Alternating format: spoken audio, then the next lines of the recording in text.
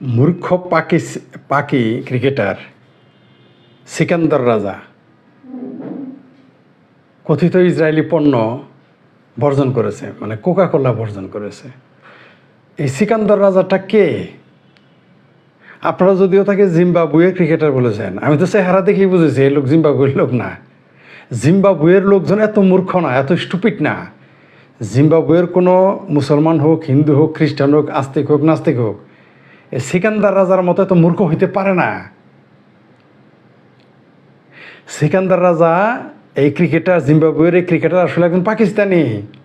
তার পয়দা পরবারিশ এবং তার মগজ পুরোটাই পাকিস্তানি। আর পাকিস্তানি মগজে কি হবে আপনারা তো ভালো করেই জানেন। এই সিকান্দার রাজা পাকিস্তানে খেলার চান্সই পায় নাই। সে পাকিস্তানে চান্স না পেয়ে সে পাকিস্তান ছেড়ে দেয়। মানুষ দেশ ছেড়ে দিয়ে অন্য উন্নত দেশে যায়।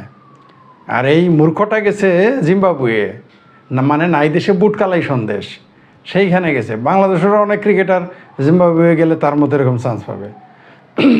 তো এই সিকান্দর রাজা জিম্বাবুয়ে যাওয়ার পর ক্রিকেটার হিসেবে সেখানে আত্মপ্রকাশ করে, সেখানকার নাগরিকত্ব নেয় এবং জিম্বাবুয়ের হয়ে খেলে।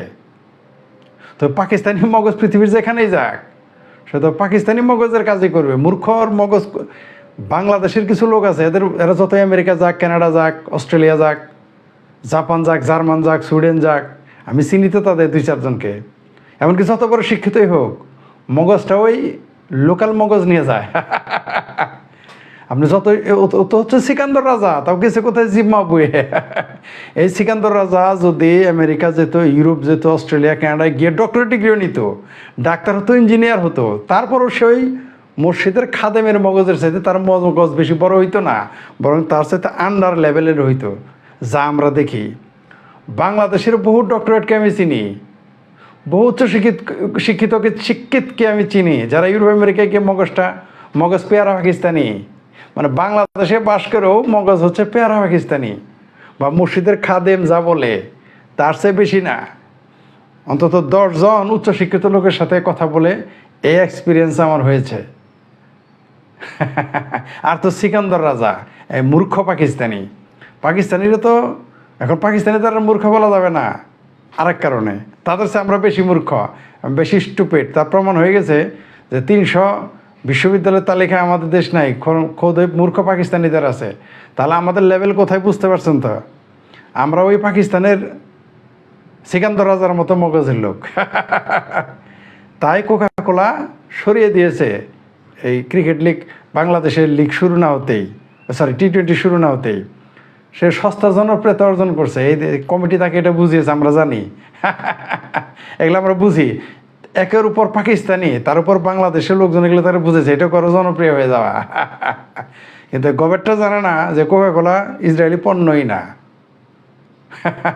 বরং ফেসবুকে বাংলাদেশের কিছু স্টুপিড, ভারতের কিছু স্টুপিড এবং পাকিস্তানের কিছু স্টুপিড ইসরায়েলি ইহুদির পণ্য বর্জন করার যে পোস্ট দেয়, সে ফেসবুকটাই ইহুদিদের, বরং সেটা পরিত্যাগ করতে পারবো না, কারো বাবার ক্ষমতা নাই। এই যে যারা ফিলিস্তিন প্রেমী এবং ইহুদি বিদ্বেষী, তাদের বাবার ক্ষমতা নাই ফেসবুক বর্জন করার। একবার বলুক যে ফেসবুক বর্জন করলাম, এই ক্ষমতাই নাই, কারণ ফেসবুক ছাড়া তাদের চিনবে না কেউ। এবং এটা করে মৌলবী সাহেবেরা ভাত খায় এখন। এই ফেসবুকের কল্যাণে তাদের পরিচিতি বাড়ে, ফেসবুকের কল্যাণে তাদের পেমেন্ট বাড়ে। বুঝতে পারছেন? বরং আমরাই লসে আছি। ফেসবুকের কল্যাণে আমাদের পয়সা আসে না, আমরা বরং খরচ করি। আমাদের সময় লস হয়, পয়সা লস হয়, পড়তে গিয়ে সময় লস হয়, বলতে গিয়ে সময় লস হয়, আমাদের টাকা আসে না, আমাদের ভাতাও বাড়ে না। ঠিক আছে? বরং মৌলবী সাহেবদেরই আসে, টাকা আসে। তো এই সিকান্দার রাজা, মূর্খ সিকান্দার পাকিস্তানি স্টুপিড। এমনি তো পৃথিবীর ক্রিকেটাররা পড়ালেখা করে না, এতে দেখবেন কেউ 5 পাস, 8 পাস, ইন্টারমিডিয়েট পাস। আমি সেটা নিয়ে বলতেছি না, কারণ জ্ঞানের সাথে সনদের কোনো সম্পর্ক নাই, এটা আমিও বিশ্বাস করি। কিন্তু উদাহরণ দেওয়ার জন্য বললাম যে পাকিস্তানের যে PSL, এর মধ্যে পেপসির স্পন্সর নাই, তাহলে আপনারা পাকিস্তান বয়কট করবেন? পাকিস্তান ক্রিকেট কি বাংলাদেশের তৌহিদি জনতা, ভারত এখন পাকিস্তানের সবাইকে বলতেছি, আপনারা কি এখন পাকিস্তান বয়কট করবেন? ভারতের মুসলমান তো কোনোদিন পাকিস্তান বয়কট করতেই পারবেন না, কিয়ামত হয়ে গেল না। যাই হোক, খোদ পাকিস্তানিরা পাকিস্তান বয়কট করতে পারবে, কিন্তু বাংলাদেশি যারা বাঙালি, তথাকথিত বাঙালি, এই বাঙালি মুসলমানের মন বলে কথা আছে। এই বাঙালি মুসলমানের মন, ভারতীয় মুসলমানের মন, এগুলো পাকিস্তান পরিত্যাগ করতে পারবে না। খোদ পাকিস্তানিরা পাকিস্তান পরিত্যাগ করতে পারবে, এই বাংলাদেশ এবং ভারতের মুসলমানরা পাকিস্তান প্রেম ছাড়তে পারবে না। এটা আমার গবেষণায় আমি বহুভাবে পরীক্ষা করে দেখেছি, এটা নিয়ে আরেকদিন বলবো। যা বলছিলাম, এই এই কোকাকোলা তো ইসরায়েলি পণ্যই না, আপনি কী বর্জন করেন? আবার কোনো কোনো পত্রিকা দেখলাম বা কোনো কোনো ব্যক্তি বলতেছে, তার সাথে রোনালদোর তুলনা করতেছে, যে রোনালদো পেপসি বা কোকাকোলা বর্জন করছে, আর রোনালদো তো স্বাস্থ্যগত ঝুঁকির কারণে বর্জন করছে, ওটা তো আমিও বর্জন করছি। কোকাকোলা আমি পৃথিবীর সবচেয়ে কম যে খাই, আমি তাদের একজন।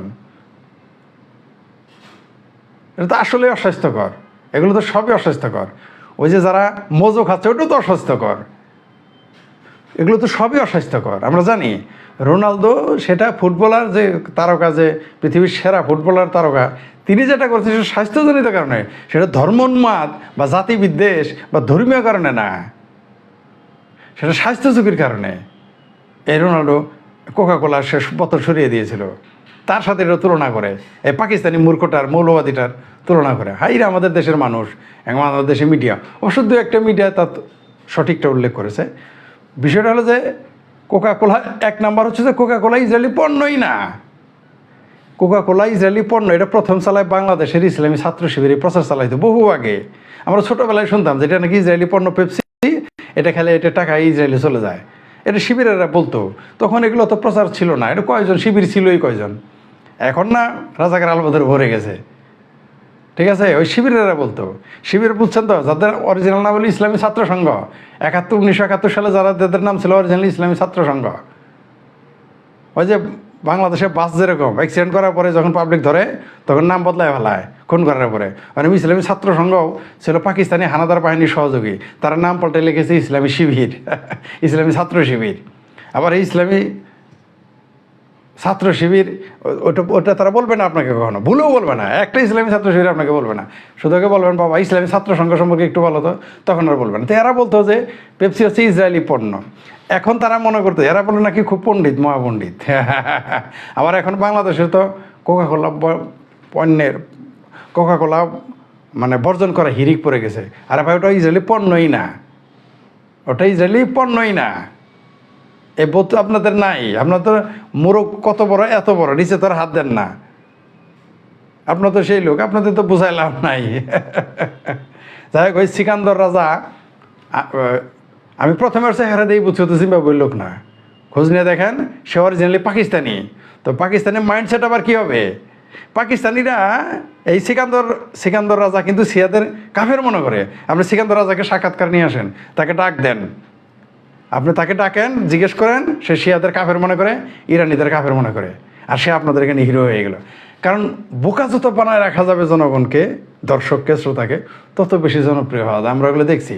আর আমরা পপুলিস্ট কোনো কথা বলি না, যেগুলো জনপ্রিয় আছে ওগুলো আমরা বলি না, এগুলো আমরা ধারধারি না। ঠিক আছে, আমাদের এগুলো বলতে হবে। আমরা চাই না আমাদের সামনে পরিষ্কার জিনিসটা আমরা দেখাতে চাই, ময়লা হইলে ময়লা, পরিষ্কার হলে পরিষ্কার, সেটা আমরা দেখাইতে চাই। আমরা বাটপারি করতে চাই না। তবে যারা সিকান্দর রাজাকে খুব মহানায়ক মনে করেছেন, এক নম্বর মনে রাখেন, ও হচ্ছে পাকিস্তানি ক্রিকেটে চান্স পায় নাই, তাই জিম্বাবুয়ে গেছে, আর ও হচ্ছে পাকিস্তানি, ওর মগজটা এরকম পাকিস্তানি হবে, এটাই স্বাভাবিক। কারণ ওর মূর্খ তো জীবনে কোকাকোলা কোথায় বানায় এটা জীবনে জানেই না। ও মৌলবীদের কাছে শুনছে, মিডিয়াতে এই আমাদের বয়কটের গ্রুপ, বাংলাদেশ, ভারত, পাকিস্তানে কিছু বয়কটের গ্রুপ আছে, এদের কাছে শুনছে ইসরায়েলের পণ্য বয়কট করবে। এরা তো পড়ার একটু, এই আধুনিক যুগে যদি এরকম মূর্খ হয়, এই মূর্খকে আপনি কীভাবে আপনি বোঝাবেন, কীভাবে এদের বোঝাবেন? এই যুগে, আধুনিক যুগে, আগে একটা বইয়ের জন্যে জেলা শহরে আসতে হতো, রেফারেন্স বুকের জন্য, একটা রেফারেন্স বুকের জন্য ঢাকায় আসতে হতো, তারপরে পাওয়া যেত না, অনেক টাকা খরচ হতো। আরে ভাই একটু গুগল সার্চ করলেই তো হয়, একটু উইকিপিডিয়াতে গেলেই তো হয়। আপনার তো যাবেন না, আপনার ওই যে আপনার পাশে কী বলছে ওইটাই আপনার রাইট। এই হচ্ছে আপনাদের অবস্থা। আর আমাদের বলেন আমরা কিছু বুঝি না। ঠিক আছে, তো যেই দেশের, এখন তো বুঝতে পারছেন আপনাদের আইডল কারা, আপনার আইডল এরাই হচ্ছে মূর্খ এবং সুযোগ সন্ধানী এবং বেকুব।